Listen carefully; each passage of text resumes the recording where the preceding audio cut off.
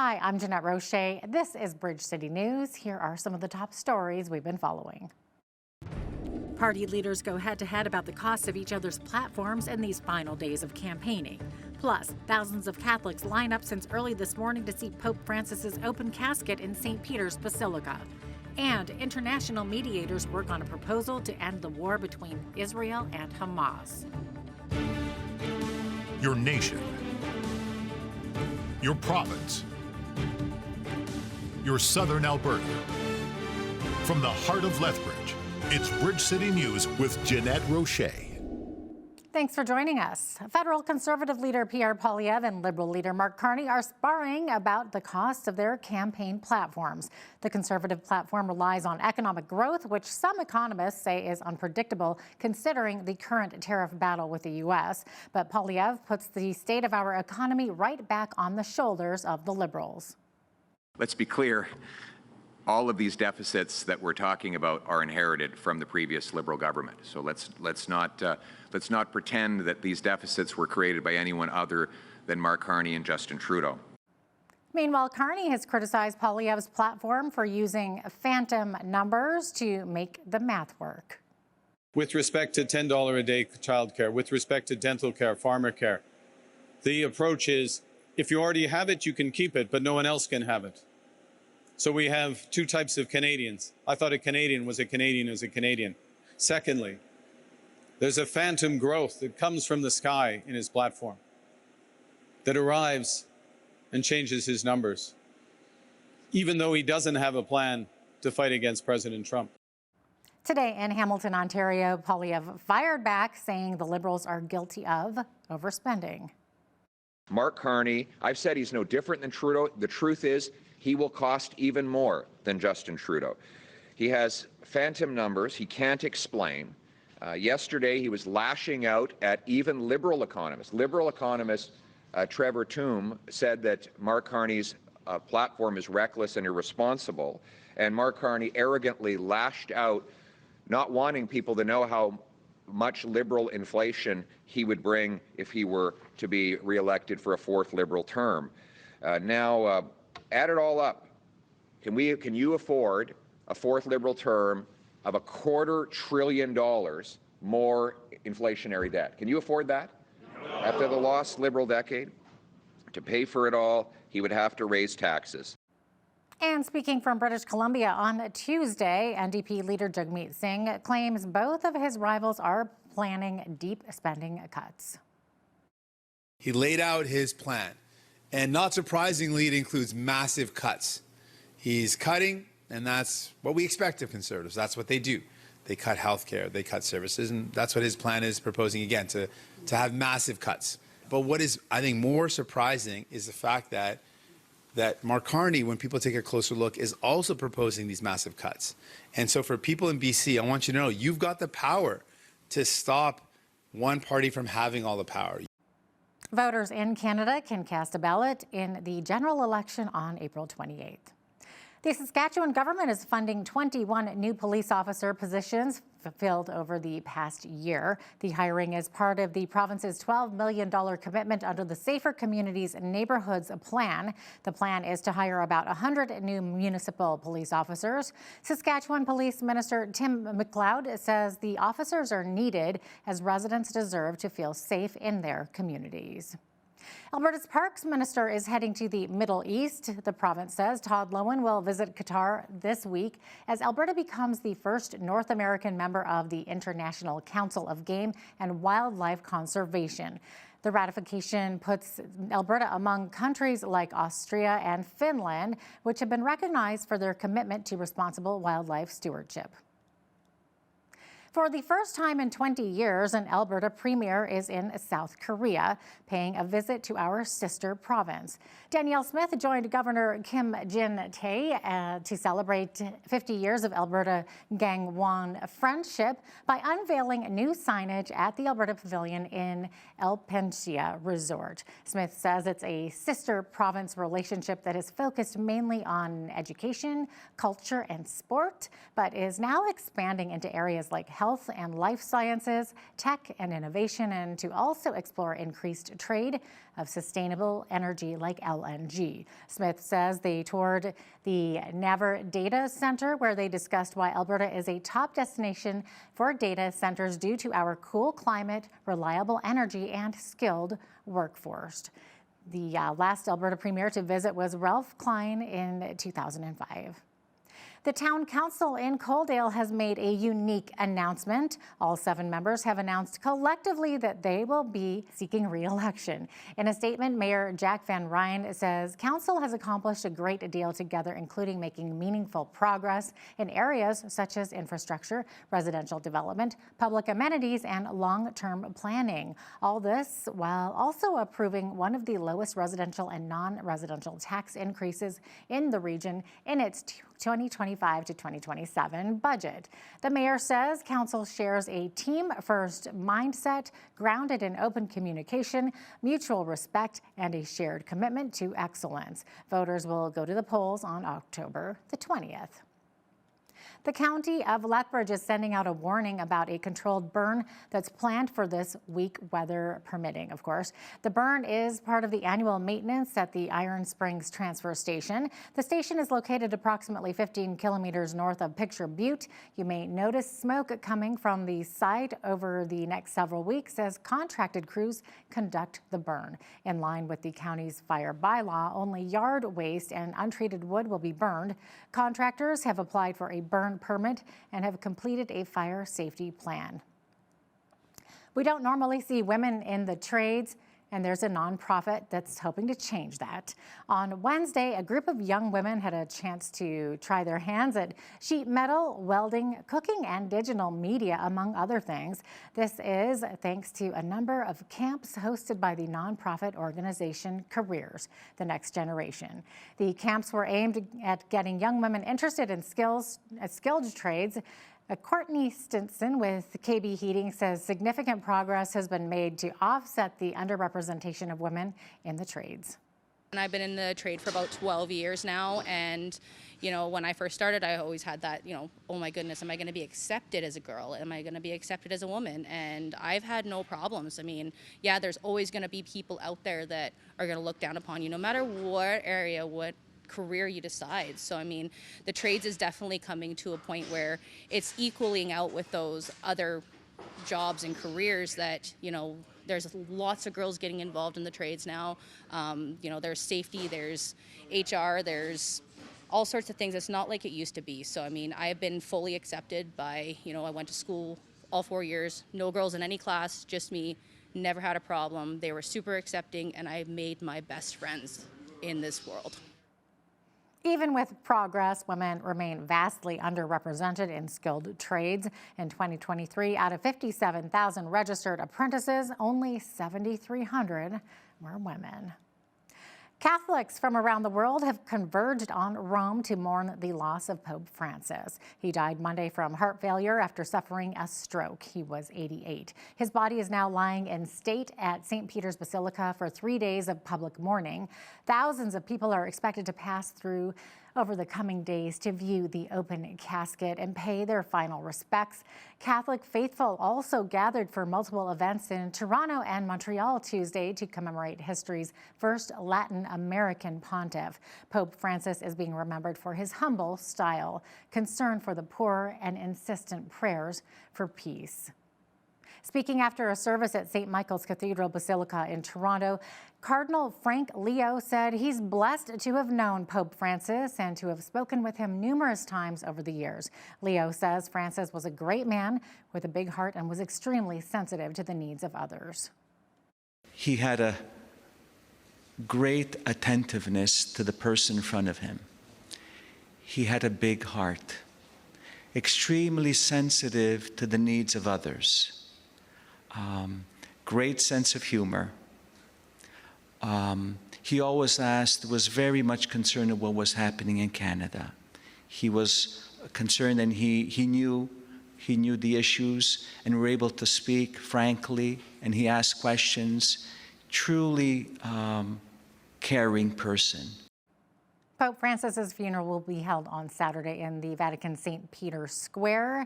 And by the way, Prime Minister Mark Carney says he will not be part of a delegation attending the Pope's funeral. He says it wouldn't be right to leave Canada ahead of Monday's federal election. Governor General Mary Simon will represent Canada alongside a senior delegation that has not yet been finalized. The Archbishop of Regina and Manitoba Métis Federation president have both said they will be among the mourners attending the service. Well, south of the border, Harvey Weinstein is on trial again after an appeals court threw out the ex-studio boss's 2020 rape conviction in a case that ignited the #MeToo movement. Opening statements began Wednesday in a retrial that could take 6 weeks. Harvey Weinstein, the one-time Hollywood mogul turned Me Too villain, is back in court for a retrial in his Manhattan rape case. Now, Weinstein was convicted in 2020, but that conviction was overturned last year by New York's highest court, the Court of Appeals, so he was back in court on Wednesday for opening statements. A jury of 7 women and 5 men, the opposite of the jury that convicted him in 2020, heard from a prosecutor who described the allegations of 3 women. Weinstein's lawyer, Arthur Aidala, argued that Weinstein had mutually beneficial relationships, consensual relationships with these 3 women. He said to the jury that in this case, the casting couch is not a crime scene. He extolled Weinstein's power in Hollywood at the time and said that these women came to him and befriended him because they wanted to weigh in to careers as actors and in production. Now, for the first time, we heard about a woman whose allegations were added to this case. She was not part of the original trial in 2020. She went to prosecutors around the time of that trial, but was not included in the charges at that time. Her name is Kaja Sokola. She's a former model from Poland who says she first met Harvey Weinstein when she was just 16 years old, but in a lawsuit she alleged that Weinstein also molested her when she was just 16 at his apartment in Manhattan. Now, that allegation is not part of this retrial, but the prosecutor, Shannon Lucy, did disclose to the jury that she received about $3.5 million in compensation over the claims in her lawsuit. Arab mediators worked on a proposal to end the war with Hamas that would include a 5 to 7 year truce and the release of all remaining hostages, officials said on Wednesday. Joe Fetterman of the Associated Press explains. International mediators have floated a new ceasefire proposal aimed at ending 18 months of war between Israel and Hamas. Egypt and Qatar have been searching for a formula to end the fighting since Israel ended a previous ceasefire last month. During that time, Israeli attacks have killed nearly 2,000 Palestinians in Gaza, and the territory has plunged into another humanitarian crisis.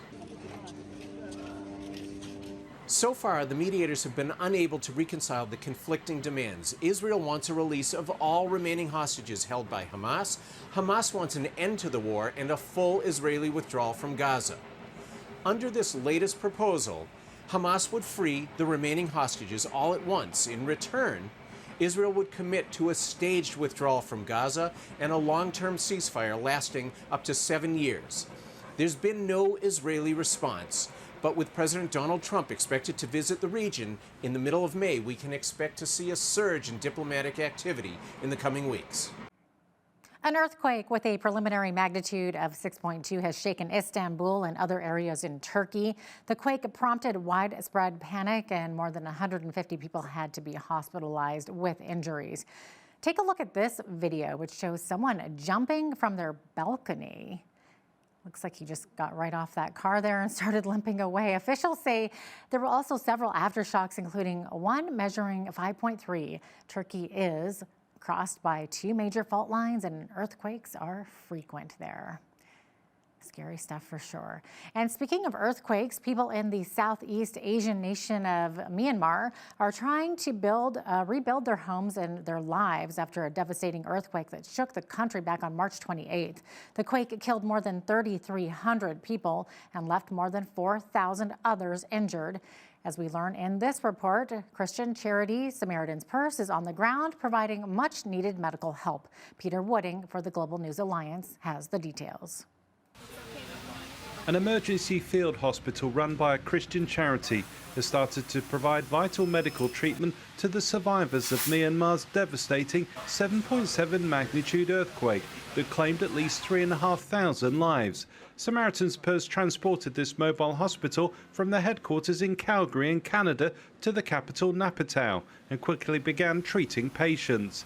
Melanie Wubbs from the charity explains more about the help they're providing. A lot of people with severe orthopedic injuries, that some of them remain untreated from the earthquake, and some of them had like initial really rapid surgery or really rapid treatment, but now need like further revisions and wound cleaning and that sort of thing.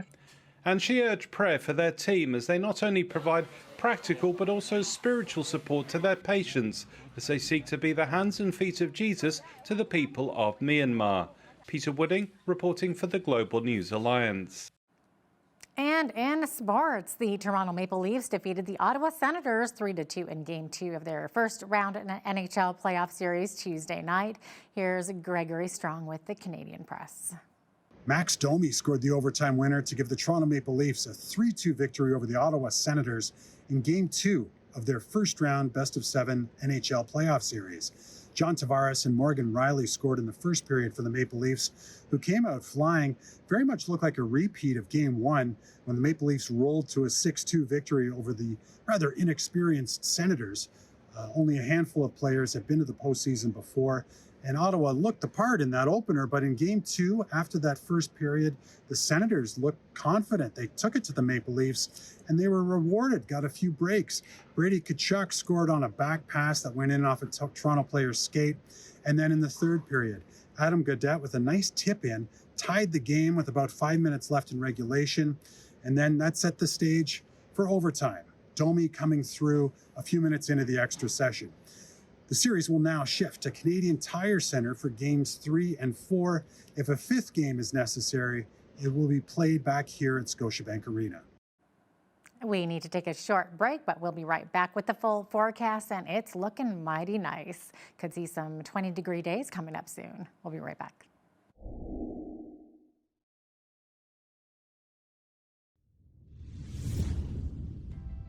Our 7-day forecast has us with nice sunny skies up until Saturday. Today we have a high of 12, Thursday we have a high of 14, Friday a 16, and Saturday we have a high of 21. Sunday we'll have cloudy skies but with a high of 18, Monday will be partly cloudy with a high of 16, and Tuesday will also share partly cloudy skies with a high of 21. Looking at today's almanac, the average high for this time of year is 15 with a low of 1. The record high was set back on this day in 2012 with a record high of 29, and the record low was set back in 1967 with a minus 16. The sun rose at 6:23 a.m. today and set at 8:37 p.m.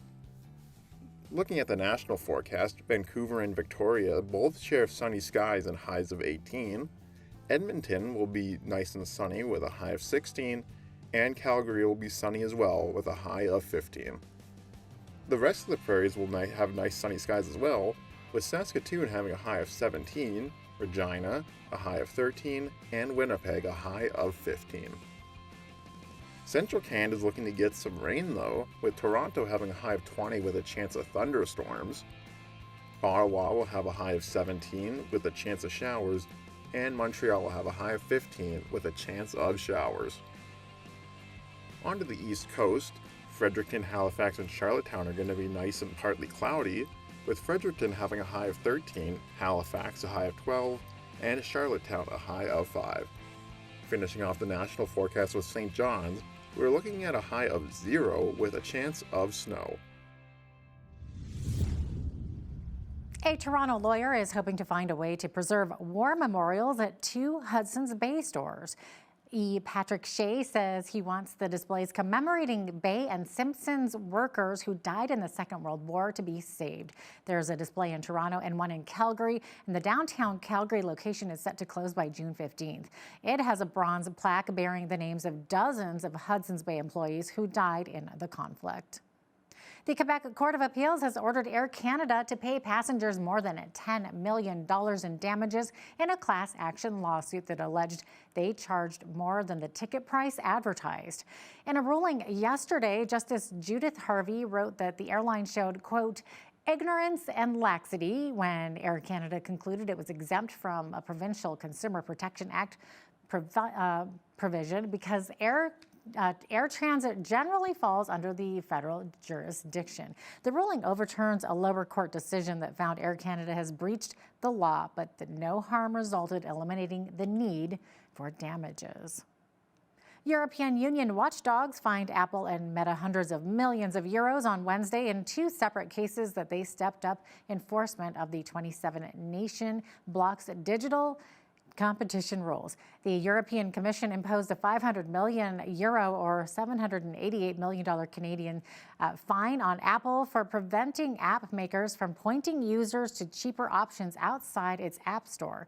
The Commission, which is the EU's executive arm, also fined Meta Platforms €200 million or $315 million Canadian because it forced Facebook and Instagram users to choose between seeing personalized ads or paying to avoid them. Now, Apple is indeed breaching its anti-steering obligations under the DMA by imposing a number of restrictions on app developers to steer their customers to alternative offers outside the Apple App Store. Meta, with its binary pay or consent advertising model, is breaching the DMA obligation to give consumers the choice of a service that uses less of their personal data. All decisions taken by the Commission can also be challenged. There's a possibility that now platforms have. We will defend our case in court if we get there, but we are now in the next steps engaging and encouraging the companies to engage with us. They have now 60 days to put an end to these breaches. Otherwise, they could potentially face periodic penalty payments. So again, we're following due process. We did solid cases based on serious evidence. Now here's a look at today's markets. The TSX was up 166 points on the day to finish at 24,472. The Dow was up 419 points to 39,606. The S&P 500 was up 88 points to 5,375, and the Nasdaq was up 407 to 16,708. West Texas Intermediate Oil was down 139 to 62.27 US per barrel. Natural gas was up a cent to $3.01 US. Gold was down 48.35 to 32.8813 US an ounce, and silver was up 105 to 33.56 US an ounce. Feed wheat is at $8.90 per bushel, barley is at $6.90, canola is at $15.33, and corn is at $8.25 per bushel. Live cattle were up 132 to 212.70. Feeder cattle May contract was up 142 to 288.35, and lean hogs May contract was down 35 cents to 91.87.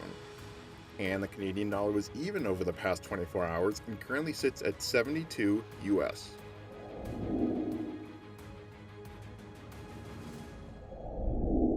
Recapping one of our top stories, Pope Francis's funeral will be held Saturday in the Vatican's St. Peter's Square. Prime Minister Mark Carney says he will not be part of the delegation attending the funeral. He says it wouldn't be right to leave Canada ahead of Monday's federal election. Governor General Mary Simon will represent Canada alongside a senior delegation that has not yet been finalized. After the break, we hear from the Green Party candidate for the Medicine Hat Cardston Warner riding. Andy Shadrack says his party has a plan to use taxpayer dollars to build 2 million homes across the country. His interview with BCN's Paul Arthur is coming up next. Also, when you see news happening in your community, be sure to send us an email at info@bridgecitynews.ca. You can also visit our website or our YouTube page anytime to check out more of our stories and interviews.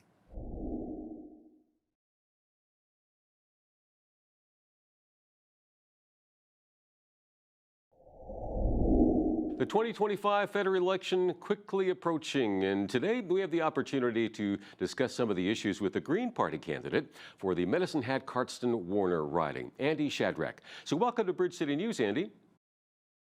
Thank you very much. I'm glad to be here this morning. Well, why don't you first of all tell us a bit about yourself and why you decided to run in this federal election? Okay, I came to this country in 1970 as an agricultural laborer. I came in on an assisted passage, but I didn't stay in agriculture for very long. I went back to university and I ended up teaching politics Oh, wow. for 13 years in Castlegar and Kelowna in British Columbia. After I was in Regina for a decade, and just after that, I came to Medicine Hat and worked on a study at the college there on retention and recruitment of students. So I know a little bit about Medicine Hat. I'm from BC, and I know quite a bit about agriculture, and that really concerns me. And the reason I jumped in was because I thought we need to have a debate in this election. This is probably one of the most critical elections we've ever had. Clearly, our relationship and economic relationship with the Americans has failed. I doubt very much that we're going to be able to negotiate with Trump in any meaningful way. I'll give you the example of saying, you remember when Neville Chamberlain tried to negotiate with Adolf Hitler and couldn't make a deal? That's the way I feel about our relationship with the Americans right now. Well, that's one of my questions for you. What's the best way to, deal with the tariffs and Trump, of course? I mean, who's just, very unpredictable, right? And yet, in some ways, he is predictable. That he's going to be unpredictable. So my point of view is we've got these tariffs. This is an opportunity from Canadians from coast to coast to have a conversation about what kind of a Canada we want to build, to reset the dial, if you like. Now, a dialogue's already started about getting rid of the barriers to trade within the various provinces. But what is it do we want to build? And I don't know whether you've seen the Elbows Up for Climate Change that was initiated by the mayor of Jasper. It lays out 5 things that we could do in this country. One is build an east-west electrical grid, an efficient energy grid, so that we tie in. Instead of trading electricity and fuel with the US, we build it across Canada. The other is to build a rail network with electric buses. The other is to build 2 million homes, non-profit homes.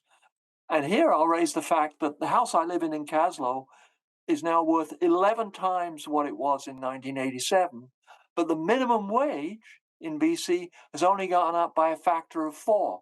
So a number of the people I talked to when I was gathering my signatures said they couldn't afford housing.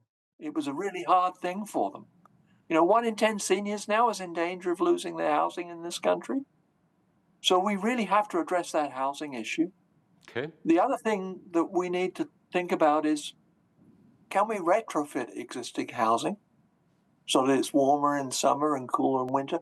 And then the other thing, when you look at things like Jasper, last year when a third of the community burnt down, or Lytton, is we need a national body that helps communities deal with climate change events.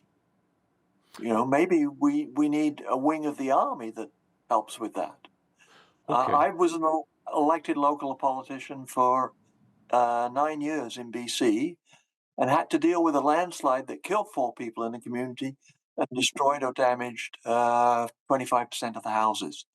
So climate events, when they happen, are really hard to deal with and take a long time to rebuild from. Right. Although there is debate on that again, is that actually a climate event or is it just simply a natural disaster that happens, right? So, but that's probably a separate show. Let me, before we get to any more questions here, let me ask you, Andy, what was your reaction to the Leaders Debate Commission, last-minute decision here to exclude the Green Party from the debates? Do you feel that your party should have been included?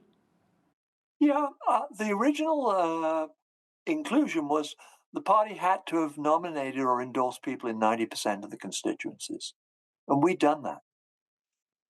We did not get the 100 signatures for all of those seats. And I can tell you from my experience, increasingly a number of people don't want to sign forms like a nomination paper because they don't want their personal information out there because of all the scams and things that are going on. So I think the party found it harder to get those 100 signatures for the 90% of seats. And so I think the PPC should have been in the debate as well, because they were running a majority of people across, in a Right, and majority. I think one of their categories was you have to be polling, I think 4% or higher, and I think that was another strike, I guess, against you there. But it is what it is. I guess we'll see what happens with that. But well, let's get back to some of the questions here. You had mentioned that about building 2 million homes. Now that's a big number. How would you plan on going about doing that? Well, I think we need to support local government in building housing. Like, I grew up under the Conservatives in the UK, and they built public housing. That was one of the things we used to do. So this is government funded, right? Government funded. So where the There are a money just number of comes ways. from tax dollars then, or? Yeah. Like when we got our second house in '87, CMHC guaranteed 30% of our mortgage. Mm-hmm. Okay. Now, they never had to spend any of that money or any of that guarantee because we met our mortgage commitment. Right. So we need to look at ways of helping people both home own and rent. We're always going to have people in the community who can't make the market rates. Right, of course. So how do we help them? Because if people don't have stable homes, how do they have stable lives to raise families? Oh, it's a huge issue. I mean, you're absolutely right on that, Andy. I guess my question would be, again, for something like that, 2 million homes, I mean, that's a lot of tax dollars, right? So where do the tax dollars come from? I mean, of course, it comes from you and me. We've got to pay that, right? So somebody's got to have jobs. So my question is, again, if it's just the government building homes, how does that impact, the private construction industry? They need to make a profit to pay taxes, to build those homes, right? So how do you sort that all out? Okay, so I think I'm a fiscal conservative, so I believe that government should balance the budget, shouldn't run deficits, shouldn't have debt, with the exception that if you're investing in homes, you're actually investing in the future. So maybe you regard that as a capital investment. So you'd be okay with going into debt for borrowing homes? Yeah, for building homes, pardon me. Building homes, because that's a capital investment, and you've actually got an asset against that. All right, so that's one way of looking at it. The other thing that I think we have to do is we have to have a fairer taxation system in this country. Okay, so how would you define a fairer taxation system? Well, if you go back to the 50s and 60s, corporations and individuals paid the same amount of money. Okay, right? and you'd like to see So a I return think to we that? need to rethink. When I was growing up, we had a higher rate of taxation on wealthier people because they could afford to pay higher taxes. So I think we need to get better. But I'll give you an example, and I suppose this will be a sore point. In Canada right now, we give $19 billion a year in credits and subsidies to the oil and gas industry. But if you look at the wage for the person who heads up Suncor, he makes $729,000.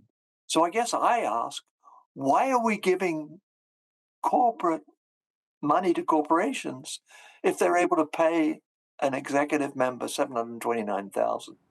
Yeah, So I I probably think wouldn't disagree with you on corporate subsidies. I'm not sure we need to have more of that, right?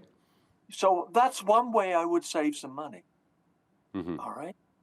If you look at, there's a lot of talk about wealth taxes and corporate gains. I see nothing wrong with suggesting we have a wealth tax on someone who owns $100 million. 1% is $1 million on 100. You get to keep 99, but you lose 1. Yeah. Okay. The same with billionaires. It has been tried in a number of countries, but I think there's only about 4 countries in the world that are still doing that. It hasn't had great results. They tend to move to another country and take some of that wealth with them, so. Well, I'm not so sure that happens. Also, why have we got all these offshore tax havens? Well, yeah, we could do a whole show on that, couldn't we? Yeah. So, I mean, that's the way.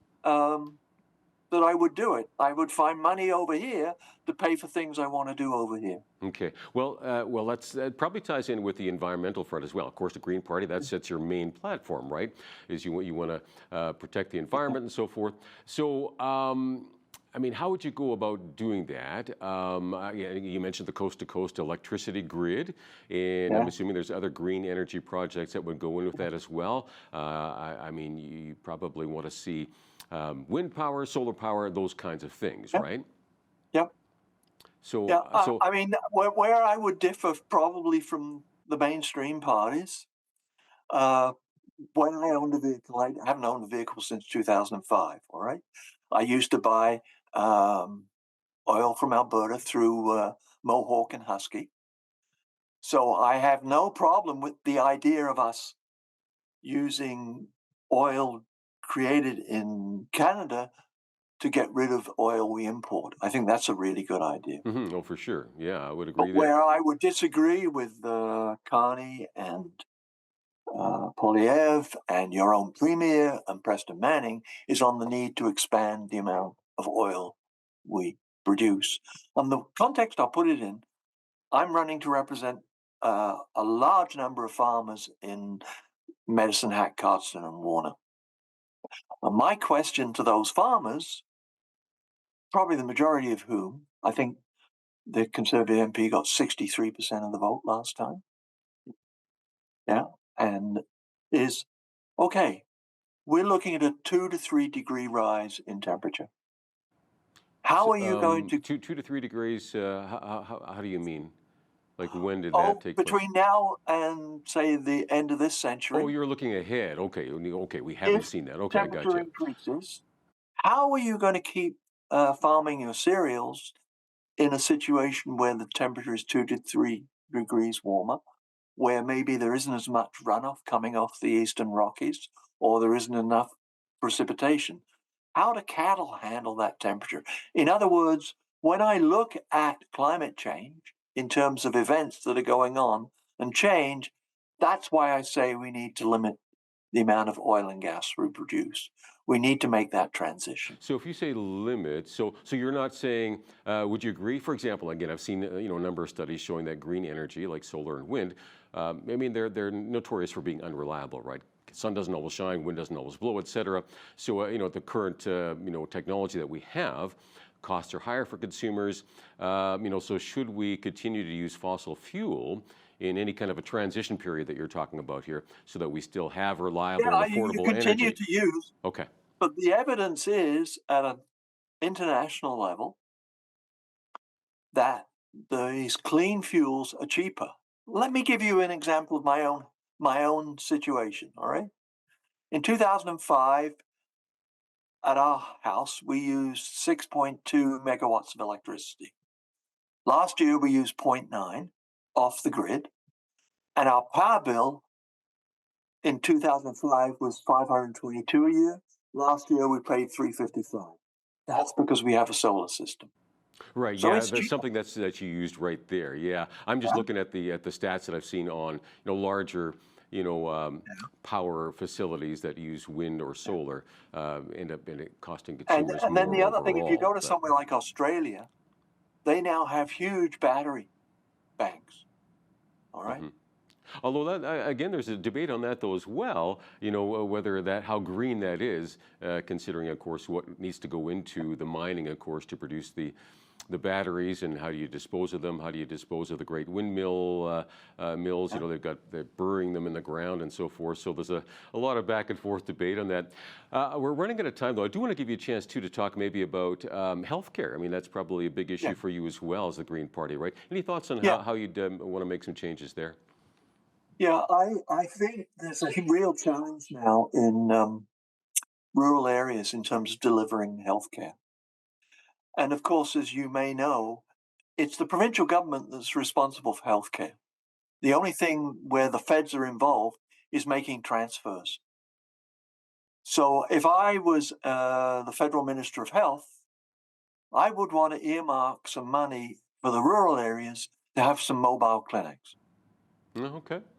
Mobile clinics. Okay, so that you take certain specialty people out And the reason I give that example is I have a friend who's in her mid-90s who used to run with her husband, a mobile dental clinic that went out into rural Ontario.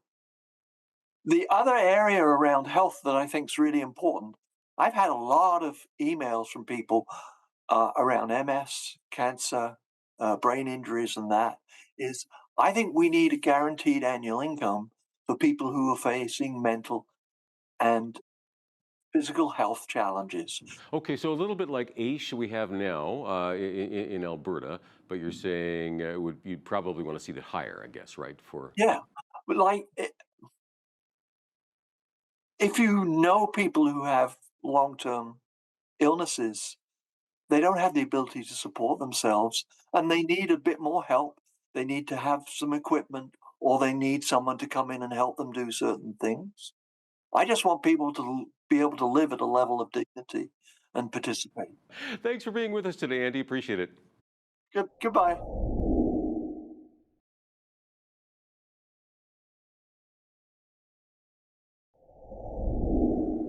You know, it's hard to believe, but this coming Monday is Election Day for Canadians. What's at stake for Canada, and how should we as Christians be responding to this opportunity to vote? Our guest today is Patricia King. She's the founder of Patricia King Ministries. Patricia, great to have you with us today. Well, it's wonderful to be here. Thank you for the honor. Of course. Now, you're joining us from Phoenix, Arizona, so you live in the United States, but you're obviously very passionate about Canadian politics. Tell our viewers a bit about yourself and your connection to Canada. Yeah, well, I'm passionate about Canada because I am Canadian. My husband and I were both born in Vancouver, and we're in our 70s now, but we lived in Canada until our 50s. So we've only been in the USA for the last 20 years, and we carry Canada very much in our hearts. And in just a few days, Canadians will head to the polls and will cast their votes in our federal election. What's on the line for Canada? Because the outcome can chart a course for either steering further away from biblical principles or steering close to them. Yeah, exactly. I think this is a very, very critical election. I just want to encourage every Canadian to really be prayerful and, serious, really serious about this election because there's a global strategy that the enemy has in this hour, and Canada is positioned to either go very, very very, very over the edge as far as liberal values that are anti-biblical values and standards. And if that happens, Canada will look very different as a nation. And it could even affect Canadians' free choice, their freedom to worship, their freedom to raise their children the way they want. It could actually initiate a lot of very severe control issues. And so we're in a really hard place. Now, ultimately, there's not going to be a political party or a politician that is going to be able to save the nation in this hour. It is Jesus. Honestly, we need to look to the Lord. We need to be prayerful in this hour, but we also need to be very intentional as to how we pray. And there's not a perfect party. And it's basically come down to two parties in the Canadian election. One of the two of them are going to get in, and we need to make a choice for the one who stands for the most biblical standard, and then pray like crazy that the leaders will be able to comply all the way with what God wants. God can turn any heart, and so that's what we're believing. But this is a very, very, very critical election. Absolutely, and it seems that in every federal election there is some debate as whether Christians should get involved or not. The argument is that politicians aren't the answer, but rather Jesus is. So we wouldn't be voting. How would you respond to that? Yeah, well, we are, excuse me, we are in the world, but we're not of the world. So the political system is a worldly system. But if we don't have influence in that system, then we're not representing the Lord. So we're not of it, but we are in it. And so we need to bring our light into the darkness. And If we just stand back, in fact, I had a word from the Lord in prayer about a month or so ago, and it said that Canada's in danger because complacency will destroy you. So a lot of times we think, oh, we can't do anything, or why should we do anything? And oh, that's just the world. I'll just stay in the church, or I'll just keep my eyes on Jesus. All those things are good, of course. We want to behold Jesus more than anything. We want to live his word more than anything. But if we're complacent as to how that works out in our nation, then the nation will be telling us how to raise our children, what we can do with our children, what we can't do with our children. Whether we let God take our life, our own. Like, there's so many things on the table right now, and that's separate from even fiscal responsibility. When we look at the way the nation's going fiscally with the debt and everything, something has to change. So if you keep voting the same way and get the same government in, but you think it's going to change, it just doesn't work like that. So we need to be very vigilant, and of course pray for all of our government leaders. That's what we're told to do in Scripture. But we do need to have influence in the world. That's what we're called to do: is to advance the kingdom, bring His love, bring His light, bring His truth, bring His word into the world that we live in. Now, you've been encouraging Canadians to get involved with the 4 Ps, which is pray, proclaim, proactive, and poll. Let's start with pray. I heard you believe that the national anthem is even a call to intercede for our country. Exactly. It's so clear in it, isn't it? And God promises us, there's a perpetual promise out of 2 Chronicles 7:14, which almost every believer could recite.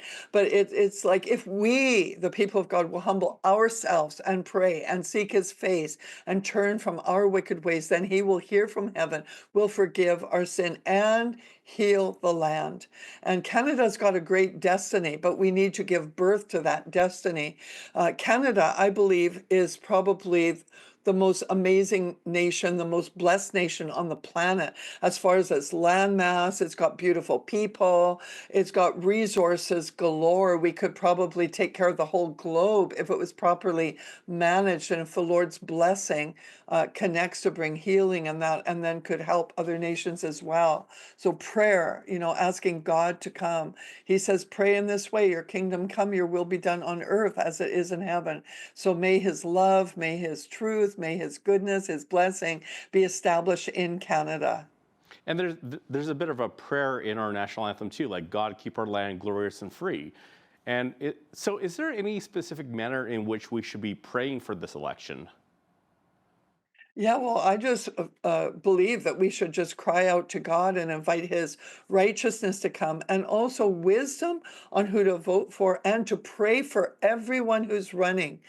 I believe that there needs to be revival in Canada, which is God touching the hearts, reviving, awakening the heart unto him, and aligning. But there also needs to be from reformation. Revival won't be enough in this hour. We need things reformed, reestablished. So that's another prayer point, is pray for everyone to be touched by the heart of God, the ways of God, the truth of God, but then also that there's a reform for the nation that will put new standards in place, maybe bring alignment back to where things have gone off, and just see what God does with that. But if we ask him to revive, and if we ask him to reform, he will hear our prayers.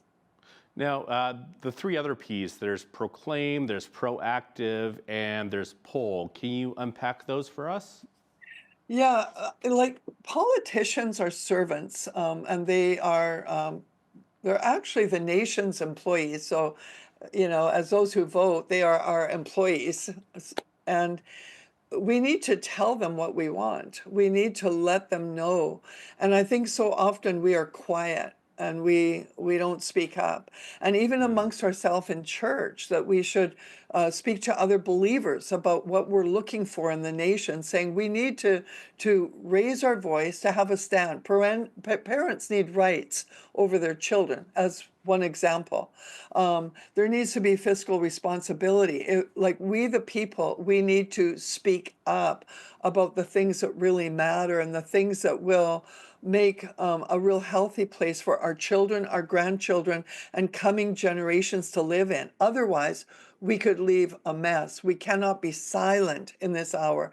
And of course, we speak in love, but we speak wisdom. Now, one of the interesting dynamics of this election is the possibility of Western separation. Is there a lot of rumblings that if the Liberals were to win a fourth straight election, that Alberta and Saskatchewan could potentially separate from the rest of Canada? Any thoughts on whether that would be better or worse? Well, I would hate to see that happen because I believe Canada is a beautiful nation, and as we stand united and from from from sea to sea, that there, it's called the Dominion of Canada, so from sea to sea, and I would hate to see it divided, but if there's choices made, one of the consequences might be division. And of course, that wouldn't be the best for Canada. There needs to be adjustment to make everything fair. I believe the West, from what I understand, the West has not been treated in fairness. And of course, they're shouting out about that. And that's a good thing to proclaim that. It's a good thing to speak out about what we are needing and wanting. So, yeah, but my prayer is that Canada will remain united, but that if need be, there might be consequences from choices that would divide the nation, and that would be sad. Now, one of the most important issues is we need to have a government that will allow the freedom for people to worship freely and also to speak freely, to share one's personal moral beliefs without being restricted in any way, as opposed to having a government that would place controls over these issues. Now, there's some potential talk about removing the charitable status of any organization that would advance religion. So, can you talk on that? Yeah, well, the very foundation of Canada was built on faith and people of faith. And I believe as believers, we need to protect our faith and our houses of faith, the places where we gather.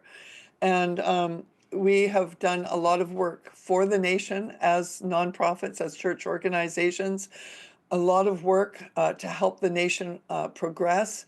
And there should be an acknowledgement of the blessing that is from the government. And so that there can be a compensation back for that. But if they did take away the charitable status, we're all going to be strong, aren't we? And we're going to serve Jesus anyways. But the greater danger of having the charitable status removed is the controls they might put on what you can say, what you can't say, where you can worship, where you can't worship. Having those freedoms removed from Canada would be devastating, and on many, many levels. But to have our freedoms removed and the rumblings that are going on there and the insinuations and the statements that are being made, I think are very dangerous, and that we need to pray against that. Of course. And how important are moral issues in an election, such as the sanctity of life, like pro-life issues such as protecting the unborn and the use of maid or medical assistance in dying for the elderly and potentially those with mental illness? Right. Well, I believe that according to the word, of course, we have a clear pathway of faith and belief. And so as Christians, we're going to hold on to those. Now, if the political parties are against them, whatever party gets in, and we might have trouble with both parties actually on some of those issues, but we have to continue to pray and proclaim the truth and let our leaders know what we want and why we want it. And we speak the truth in love and get proactive. That's the third P, is to become proactive and not just sit back and wait for another election or whatever, but get proactive in doing the works that will help. And whoever speaks the loudest, honestly, has a lot of weight. And so we do need to raise our voice, but also get on the ground and get busy doing the work as well. Now, lastly, what kind of character traits should a Canadian voter be looking for in a prime minister as well as in their local candidates? Yeah, and that's a hard one because we're looking again at a world system and we're looking at flawed human beings, and there is no politician who is going to save the nation. But we can look for integrity and honesty and boldness, people who will speak up, those who adhere to Christian values, those who would want to support freedom in the nation, those who would be fiscally responsible, using wisdom and not leaving a mess for coming generations. So there's a lot of things that we can look for. I would really want to see as many pro-life believers, those politicians who hold that standard in their heart, to see them get a place for those that adhere to the sanctity of life and leaving the choices up to God on that. I love to see them get in, but honestly, we're in a place where a lot of the politicians are not holding those beliefs. So in that case, we have to really pray for God to show us what to do, how to vote, and then pray for the ones that we vote for, that God will work within their heart, because anyone can change. It only needs one encounter from God for a person to change their mind. When I got saved, prior to being saved, I believed that abortion was a really good choice if needed. I thought it was a helpful choice. As an unbeliever, that's where my mind went. The moment I got born again, my thought changed, and nobody told me to think any different. It changed internally. So God can change a heart. He can change anyone. Even like Paul on the road to Damascus had a big transition. He changed his thinking about Jesus, about the church, about the believers of the day. Everything changed with one encounter. And so that's what we need to pray for our politicians, that whoever is voted in, that we'll be committed to praying for those encounters, because we are not powerless in God. We are not powerless, and we must not give up. So you were transformed by the renewing of your mind. Patricia King is the founder of Patricia King Ministries. Thanks so much for your time today. Thank you. I'm Naveen Day on behalf of all of us here at Bridge City News. Thanks for watching.